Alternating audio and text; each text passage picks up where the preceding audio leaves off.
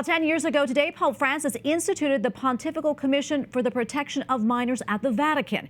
Its purpose is to promote initiatives for protecting minors and vulnerable adults and local responsibility in the Church in the wake of clergy sexual abuse.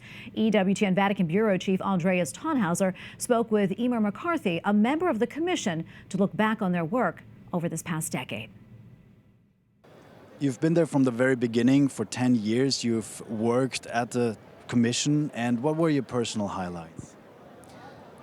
My personal highlight would have to be the work that I was very fortunate to be involved in, both in the second commission and currently, which is focused on working with people who've been impacted by abuse in the church in their childhood.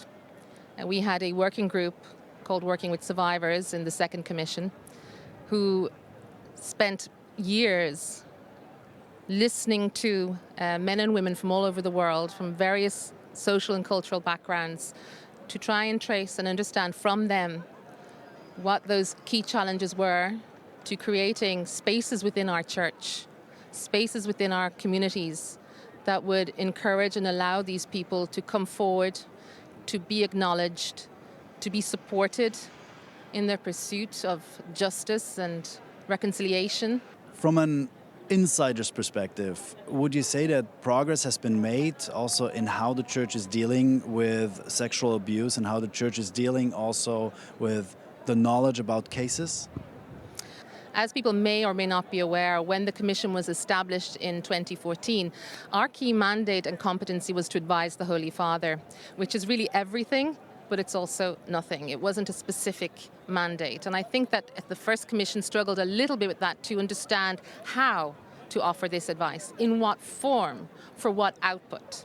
In 2022, when the Holy Father reformed the Roman Curia and brought the commission within the structure of the Roman Curia, he then gave us a very specific mandate, born, I think, of our learnings in the first 7 years, that we needed to have more specific entry points within the life of the church to be able to address the issues of case management, assistance and support to victims and survivors who come forward with disclosure, assistance and support to church leaders so they know what to do when they are faced with disclosure, assistance to communities who are impacted by news of abuse within their life. And he did so by asking us to take care of guidelines. And a new secretary and assistant to the secretary have been named just recently? Yes, we're very, very happy to welcome Monsignor Luis Manuel Ali Herrera. He's the auxiliary bishop of Bogota in Colombia. He is one of the longest serving members of the commission, so from member to secretary.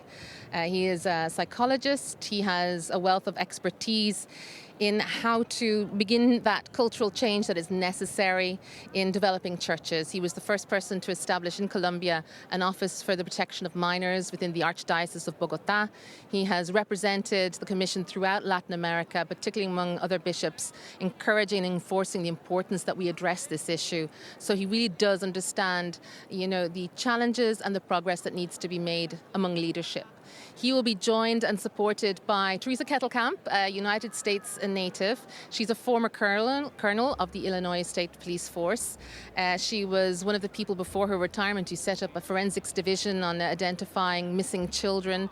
Immense experience with regards to child protection, both in a civil society sphere but also in a church sphere, because she led and directed, of course, the Child Protection Office at the United States Conference for Catholic Bishops for years. Thank you so much. Thank you.